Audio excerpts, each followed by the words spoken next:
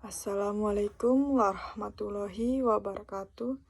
Di sini saya akan mempresentasikan makalah saya yang berjudul Makhluk Manusia, yaitu A.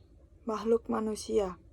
Di antara makhluk-makhluk lainnya, merupakan sebagian kecil dari manusia yang hidup di muka bumi, karena banyak sekali jenis-jenis makhluk seperti yang dikemukakan oleh ilmuwan Charles Darwin. Manusia merupakan hasil dari proses evolusi biologi. Manusia tergolong menjadi makhluk yang menyeluruh, yaitu mamalia atau binatang yang berakal. Di dalam suku, mulai dari kera kecil sampai manusia digolongkan menjadi satu kelas. Selanjutnya B. Evolusi biologi, yaitu munculnya makhluk baru yang menyebabkan timbulnya pertanyaan yang sangat mendasar, sebab tanpa kita sadari telah muncul beberapa spesies induknya. Proses percabangan yang demikian banyak menyebabkan sekarang ini di muka bumi.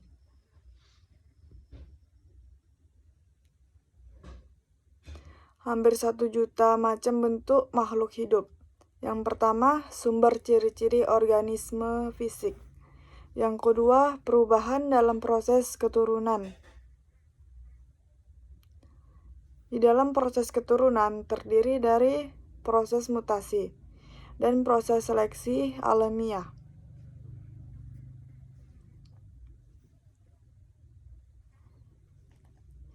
Proses mutasi adalah proses yang berasal dari tubuh organisme, suatu kondisi penurun atau keturunan yang telah berabad-abad lamanya.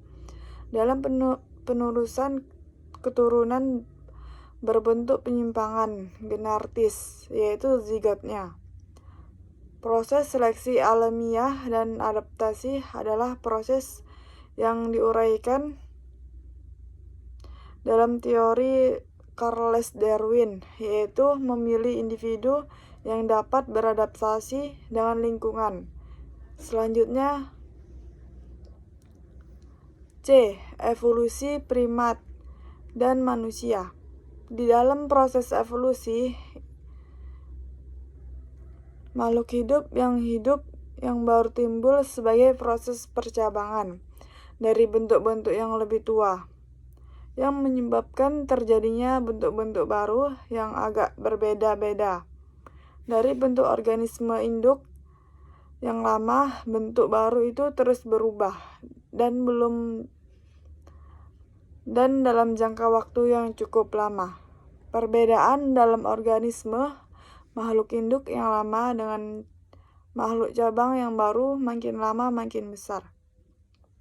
Apabila sel sperma berpadu dengan sel telur, maka terjadi suatu sel buah atau zigot. Setiap timbulnya zigot di dalam proses di sebuah mitosis. Mitosis adalah bagi sel itu sama, tetapi ada pengecualian tanpa pada timbulnya sel-sel gametes atau sel-sel seks, yaitu sel-sel sperma laki-laki, dan sel telur pada perempuan. Sel-sel baru itu tidak timbul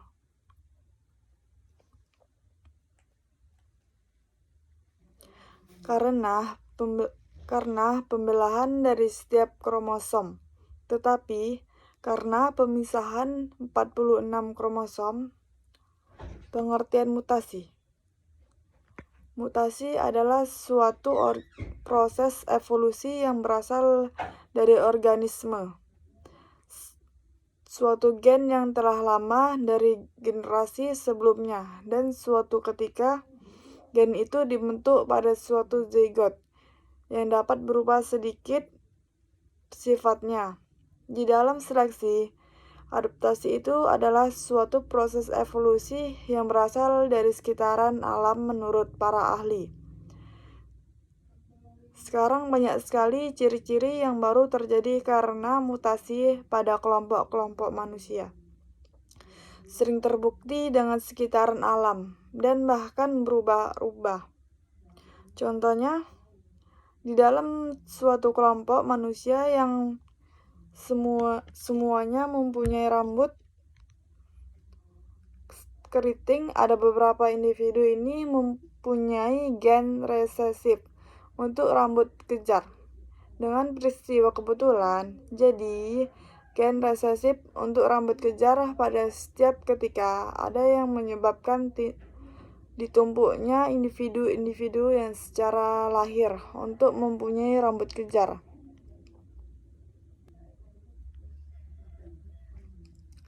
Dengan peristiwa kebetulan jadi gen resesif untuk rambut kejar pada setiap ketika ada yang menyebabkan ditumpuknya individu-individu yang secara lahir untuk mempunyai rambut kejar.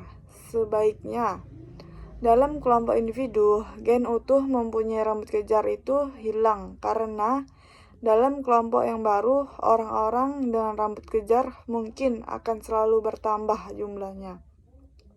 Sedangkan dalam kelompok-kelompok individu, semua individu generasi selanjutnya akan mempunyai rambut keriting. Rambut keriting kejar mempunyai suatu saat atau zaman ketika di mana mutasi akan seleksi alam membawa perubahan alam. Perubahan itu ada beberapa faktor di antaranya, yaitu 1. Dalam setiap spesies terdapat banyak penyimpangan yang menurun karena dalam satu spesies tidak ada 2 individu yang tepat sama dengan susunan genetiknya. 2.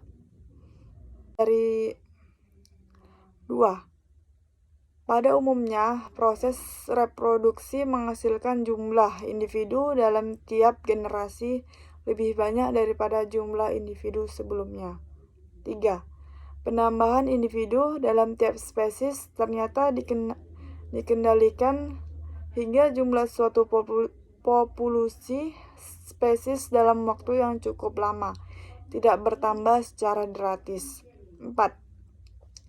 Persaingan dalam individu-individu dalam spesies untuk mendapatkan kebutuhan hidupnya dari lingkungannya. Persaingan ini terjadi antara individu-individu yang berbeda sifatnya atau genetiknya.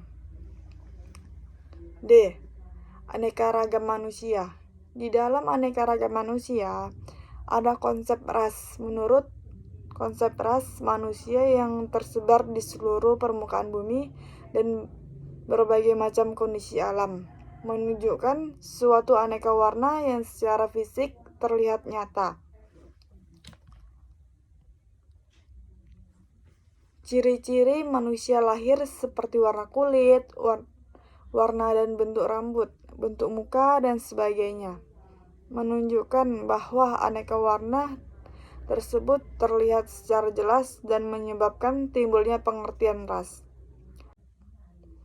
Yang kedua, metode untuk mengklasifikasikan aneka ras manusia untuk mengklasifikasikan aneka warna ras manusia di dunia berdasarkan pada ciri lahir atau ciri-ciri morfologi.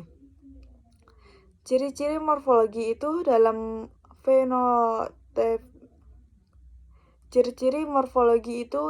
fenotipe terdiri dari 2 golongan, yaitu 1.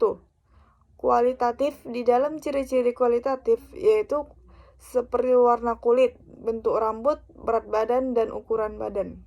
Selain morfologi, ada juga metode yang mengklasifikasikan aneka ras dengan filogenik.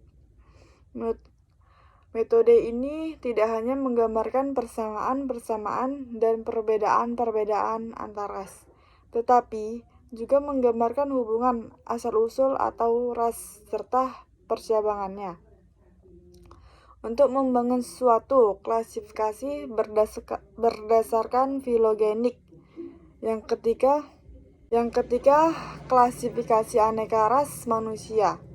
Klasifikasi antara ras manusia yang berasal dari para sarjana terkenal masih berdasarkan metode morfologi yang lama.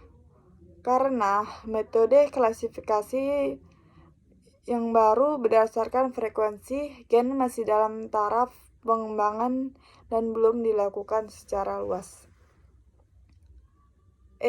Organisme manusia. Perbedaan organisme manusia dan organisme binatang. Makhluk manusia adalah makhluk yang hidup dalam kelompok dan mempunyai organisme yang secara biologis sangat kalah kemampuan fisiknya dengan jenis-jenis binatang kelompok yang lain. Walaupun demikian, otak manusia telah berevolusi. Otak manusia telah dikembangkan oleh bahasa, tetapi juga mengembangkan bahasa.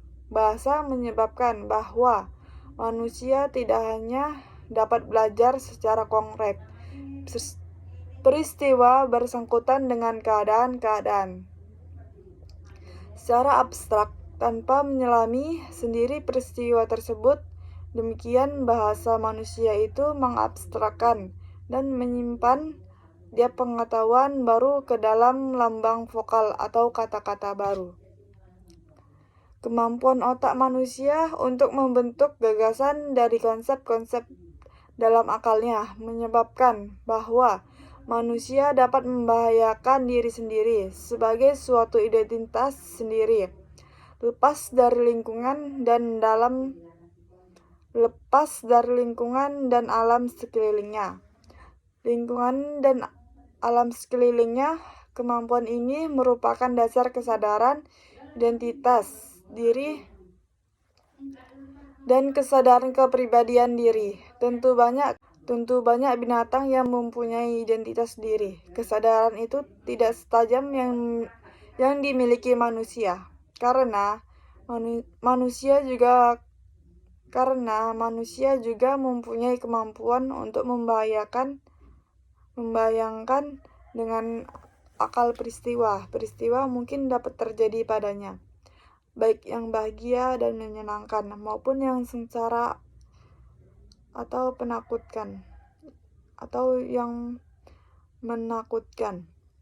Rasa takut terbesar adalah rasa takut terhadap peristiwa yang ia sadari pasti akan terjadi padanya.